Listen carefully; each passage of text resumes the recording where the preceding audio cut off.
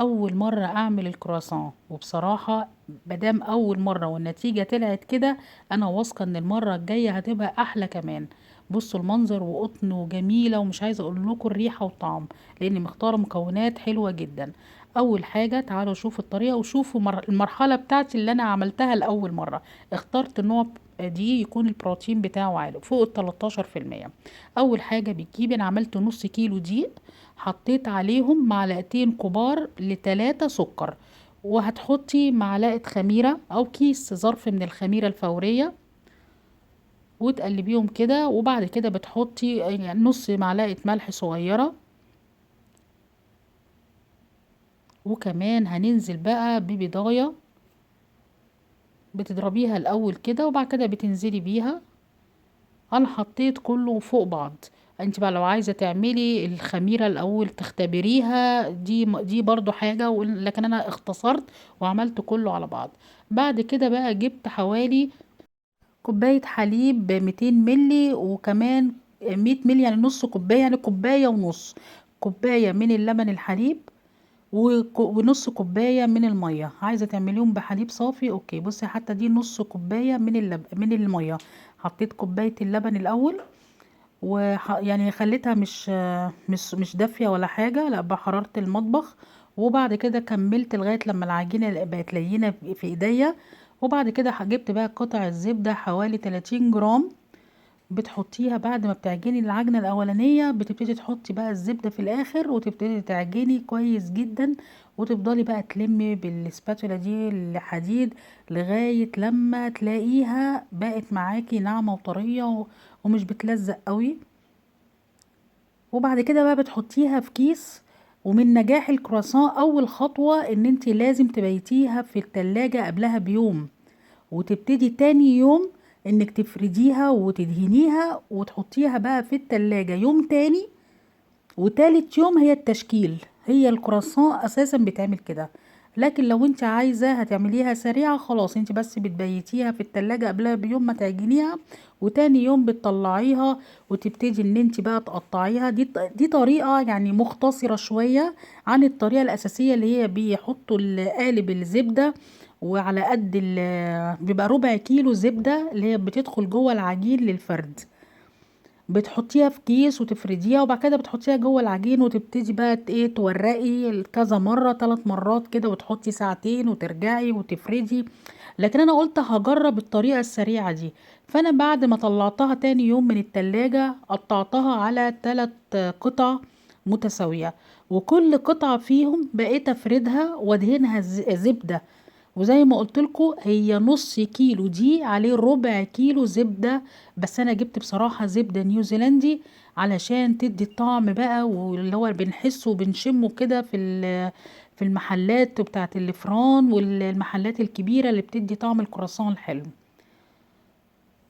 وبعد كده خدت اول قطعة دهنتها بالزبدة، وغرقتها كده زبدة محترمة، وزي ما انتم شايفين عملتها زي طبقتها كده على بعض زي ما انتم شايفين كده في الفيديو.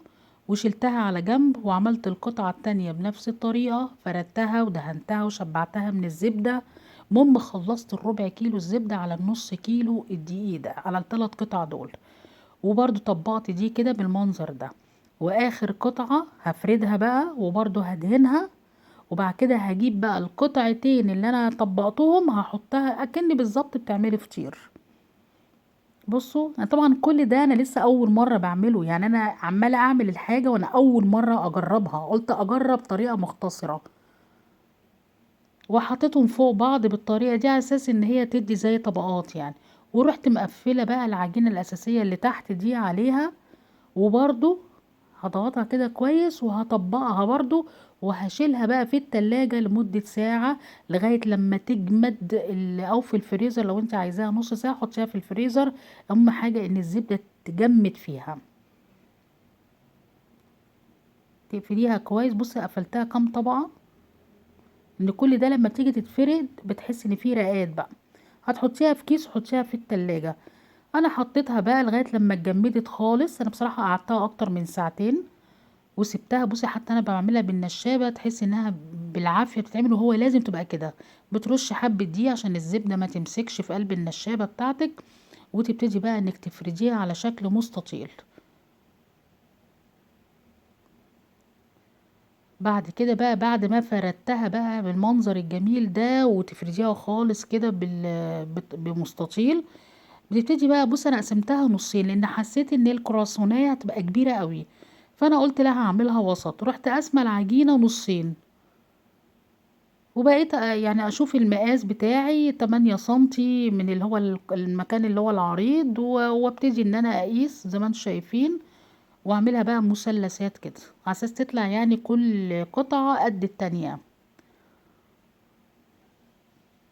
وبعد كده بقى بتاخديها بالشبه كده وبتبتدي انها تعمليها. وزي ما قلت لكم لو انتوا فعلا عايزين تاكلوا كراسون كويس، لازم الزبدة والدقيق يكونوا من نوعية كويسة، لازم البروتين بتاع الدقيق لازم يكون عالي، ولازم كمان الزبدة تكون طعمها كويس لان دي برضو بتساعد على التوريق، وتاني حاجة بتدي طعم حلو جدا في العجينة، وبتاكلي حاجة كويسة يعني.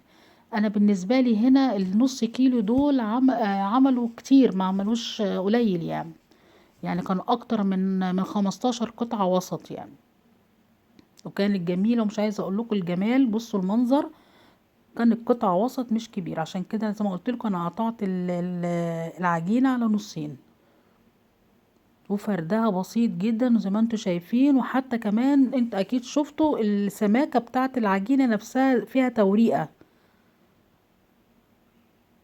انا زي ما قلت لكم ده اول مره اعملها، فيعني الحمد لله ان انا يعني يعتبر نجحت، وطبعا الاخطاء اللي قابلتني طبعا دي هتجنبها بعد كده لما اجي اعملها للمره التانية. سبتها بقى تخمر خالص خالص، شغلت الفرن دفيته حاجه بسيطه، وبعد كده حطيت صينيه فيها ميه مغليه، طبعا قفلت الفرن يعني، حطيت ميه مغليه عشان تطلع بخار، وسبت الصينيه جوه عشان تخمر. بعد ما خمرت بصوا عملت ازاي، يعني حلو كانت يعني سبتها اكتر من ساعه او ساعتين، وسبتها لغاية لما بقت يعني خلاص على اخرها. وبعد كده جبت بقى بيضاية ضربتها صفار بيض مع حبة لبن، ودهنت بقى الوش كله، وحطيتها بقى في فرن 220 درجة، يا دوبك اول 10 دقايق، وبعد كده ولعت الفرن على طول عشان ما تنشفش. بصوا المنظر بقى، انا مش عايزه اقول لكم بقى ريحه الكرواسون، الزبده، ريحه الزبده النيوزيلندي دي ريحتها روعه، جايبه اخر الدنيا. والعجينه زي ما انتم شايفين بصوا طريه وهشه ازاي، يعني انا مبسوطه بالنتيجه، ودي اول مره ان انا اعملها، فبجد انا مبسوطه جدا بالنتيجه دي، حتى لو فيها اخطاء، كون انها تطلع بالمنظر وعامله زي القطن كده، يبقى دي حاجه جميله جدا. انتوا كمان لازم تجربوا وتعملوا زي ما انا عملت بالظبط.